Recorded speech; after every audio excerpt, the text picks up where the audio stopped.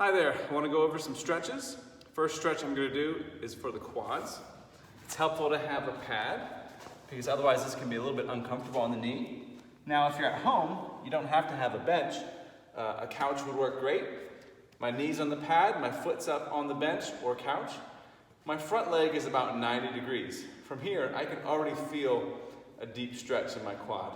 To make the stretch even more intense, I want to squeeze my butt and squeeze my hamstring. Just by doing that, even without moving my body, it's already more intense. One more thing I can do to make it more intense is just drive forward through the hips a little bit. You don't have to touch your butt to do so, but push the hips forward, that stretch increases. One final thing, to get the hip flexors, reach up, and now it's a really full stretch all the way through the quad, up to the hip flexors, very intense. You want to hold that for about 30 to 60 seconds, and then switch legs. For the hamstring, you're going to offset your legs. You're actually going to put most of your weight on your back leg. Keep your front leg slightly bent.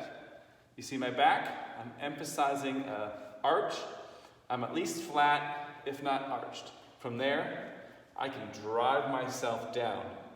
I feel an intense stretch through this hamstring. Again, my weight is more on my back leg, and that way I can just focus on driving myself down as low as I can go. As you go into the stretch longer, you'll probably feel it loosen, and then you can go a little bit deeper and feel it more through the hamstring and even through the butt. Again, 30 to 60 seconds, switch and do the other hamstring. For the glutes, a nice stretch is on the floor. All right, cross your legs, reach through the hole, around and grab your knee. Pull your knee towards you. As you do so, you're going to feel the stretch in the butt cheek of the leg that is up and on your other knee. Show you from a slightly different angle. You can see from the side here, crossed over, pull back. And so again, the stretch is for the leg that's crossed over. So this foot attached to this butt cheek, that's the one that's getting the stretch. And just like the hamstring stretch, as you get looser, you can pull it in towards you a little bit. Don't go too far, too fast. Just wait till your body naturally relaxes those glute muscles, and then you can pull it towards you a little bit more. You might even feel a light stretch opening up of the lower back, which feels nice.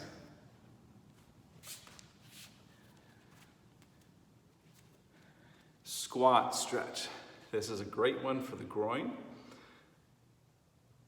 the inner thigh muscles. You simply go down into the lower position of a squat, and you don't want to rest there. I'm not so much, even though I'm in a deep squat position, my thighs aren't really resting on my calves. I'm still engaged. And from here, I'm pushing out. I'm actively driving my elbows into my knees to get an increased stretch through the inner thigh. Now from the side, you want to make sure you're in a solid posture. We don't want to be slumped over, really not doing much for us there. You'll get a little bit of a stretch, but we also want to always be in a position that encourages us to squat better. So we'll mimic the squat as best as we can. So nice flat back position, drive those knees out. Again, about 30 to 60 seconds, really good inner thigh stretch.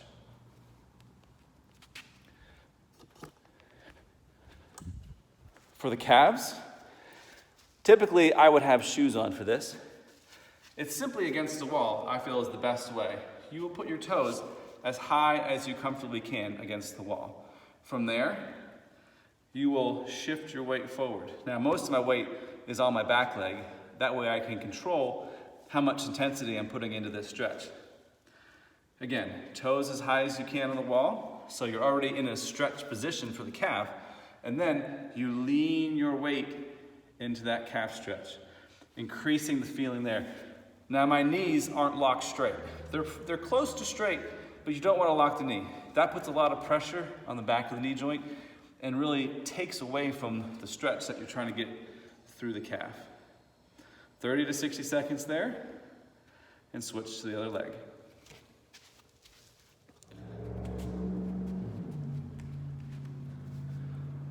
One more stretch that can simultaneously stretch a little bit of the hamstrings, the glutes, and the inner thighs is simply going into a semi-split position and then bending down. And already there, real good inner thigh, real good hamstring. If I go a little bit deeper, I can start to feel it through my glutes. Neat thing about this stretch is you can start to emphasize one side or the other. So once you've been in this position for a little bit and you're starting to relax, go over here, make it more intense. And again, my knees, while close to straight, aren't locked out. Anytime you lock out the knees on these kind of stretches, all you feel is a tightness in the tendons there, and you're not really hitting the muscles the way we want to hit them. Emphasize this side. Now, just like the squat stretch, your back posture is important. I'm here. You see that back? It's flat or slightly arched. I don't want to slump over.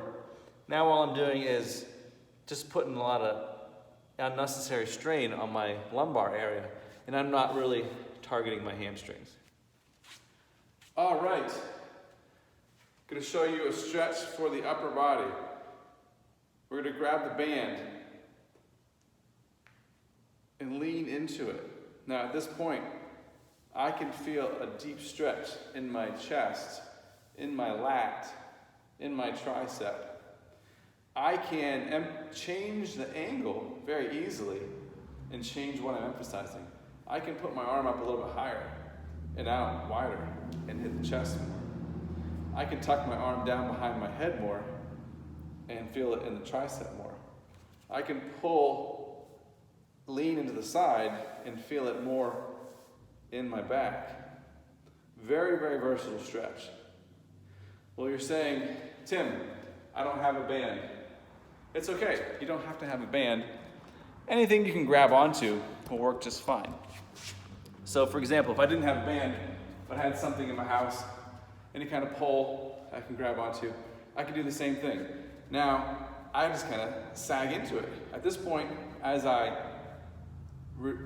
let my side go down, very, very intense lat stretch. I can pull away a little bit, and now that same stretch is right across the chest.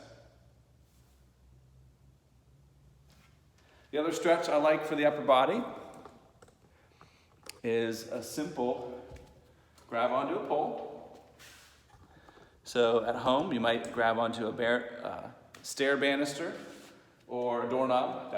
Make sure the door is closed all the way, otherwise you'll be in for a surprise. Grab on here and pull. And again, I can drop my head, drop my body. Now it's more of a pure lat stretch. If I come up here and change the angle on my back, now it's more mid-back and traps.